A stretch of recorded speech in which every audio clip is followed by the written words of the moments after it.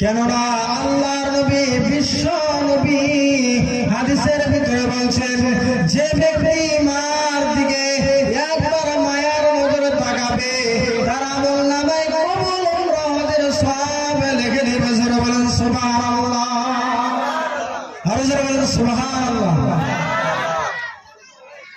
বিশ্ব নবীর সম্মুখে আল্লাহর নবীর একজন সাহাবা এসে জিজ্ঞাসা করেন, নবী গো, মা বাবার হক কি? আল্লাহর নবী ডাক দিয়ে বলেন, হুমা জান্নাতুকা ওয়া নারুকা, তোমার মা বাবাই হলো তোমার জান্নাত, তোমার মা বাবাই হলো তোমার জাহান্নাম।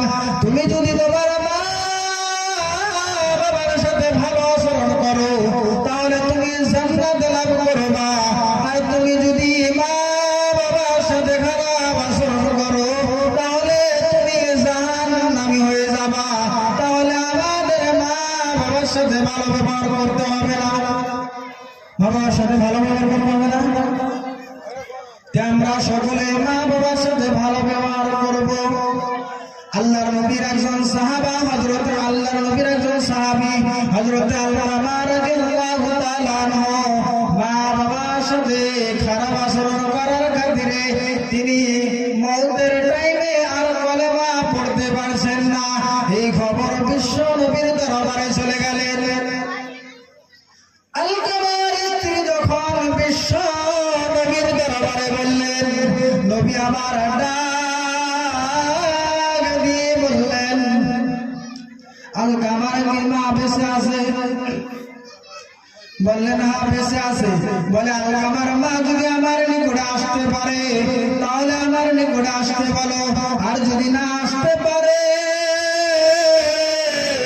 আমি নবী আলকামার মার নিকটে চলে যাব।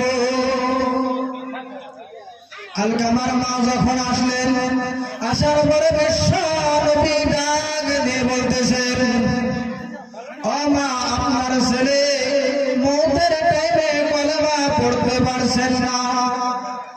মাগো, আপনার ছেলে অনেক ভুল করেছে, আপনি আপনার ছেলেকে মাফ করে দিন।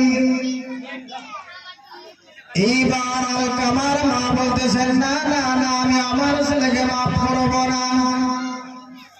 নবী আমার সাহাবাদেরকে ডাক দিয়ে বললেন, হে আমার সাহাবারা, তোমরা শুনে নাও, তোমরা জলদি করে লাকড়ি জোগাড় করো, খড়ি জোগাড় করো, খড়ি এক জায়গায় জমা করো, সেই জমা করিয়া সেই জায়গাতে আগুন লাগাইয়া আলকামাকে সেই খড়ির ভিতরে পড়ে দাও।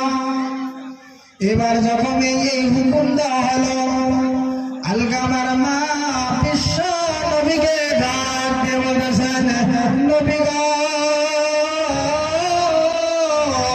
আমার আলকামাকে কি আগুনের ভিতরে পড়া হবে? এইবার দরদি মা যখন এই কথা বললেন, বিশ্ব নবী বললেন, তোমার আলকামাকে এই আগুনের ভিতরে পড়া দেওয়া হবে। কেননা এই আগুন এরকম আগুন, এই আগুনে 5টা মিনিটও 1টা মিনিটও হাত রাখা যায় না, রাখা যায় না। কিন্তু জাহান্নামের আগুন তার থেকে অনেক গুণ বেশি। এই জাহান্নামের আগুনে গেলে তো অনেক কষ্ট করবে, তার খাতিরেই আমি এই দুনিয়ার ভিতরে আলকামাকে এই আগুন দিয়ে পুড়িয়ে দিব। এই কথা শোনার সঙ্গে সঙ্গে আলকামার মা ডাক দিয়ে বলতেছেন, নবী গো, আমার আলকামাকে মাফ করে দিলাম। যখন আলকামার মা আলকামাকে মাফ করে দিলেন, সঙ্গে সঙ্গে কলেমা পড়তে পড়তে দুনিয়া থেকে ইন্তেকাল করেন। জোরে বলেন সুবহানাল্লাহ, আরো জোরে বলেন সুবহানাল্লাহ। পর্দানে শিক্ষা এবং বোনেরা, আপনাদের বিষয় একটি বিষয় বলে আমি আপনাদের সম্মুখ থেকে চলে যাব। কেন রে আল্লাহকে ভয় করো না, আল্লাহর ভয় কেন মা তোমাদের মতন একজন নারী হযরতে মুসা আলাইহিস সালামের নিকটে এসে বলতেছেন, নবী গো, আমি অনেক বড় গুনাহ করে ফেলেছি, আমার আল্লাহ কি মাফ করবে না? এবার নবী বলতেছেন, তুমি কিরকম বড় গুনাহ করেছো? বলে, নবী গো, আমি একজন বীর পুরুষের সাথে জিনা করেছি। জিনা করার পর সেই বীর পুরুষের সাথে জিনা করার পর আমার গর্ভে একটা বাচ্চা হয়েছে। সেই বাচ্চাটা আমি আমার দুনিয়া থেকে মেরে ফেলেছি। নবী, আমাকে কি আল্লাহ মাফ করবে না? হযরতে মুসা আলাইহিস সালাম রাগী নবী ছিল। মুসা আলাইহিস সালাম বললেন, দূর হয়ে যাও, দূর হয়ে যাও, কেননা আমার আল্লাহ তোমাকে মাফ করবে না।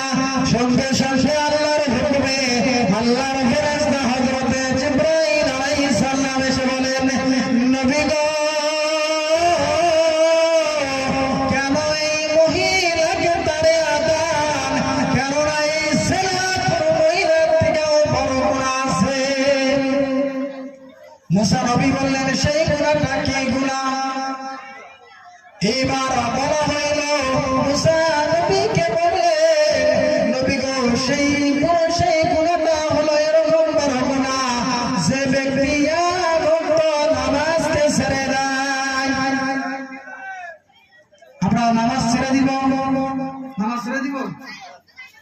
দেখুন, জেনা গুনার থেকে বেশি, অনেক গুণ বেশি বড় গুনাহ কি? নামাজকে ছেড়ে দেওয়া। বিশ্বনবী হাদিসে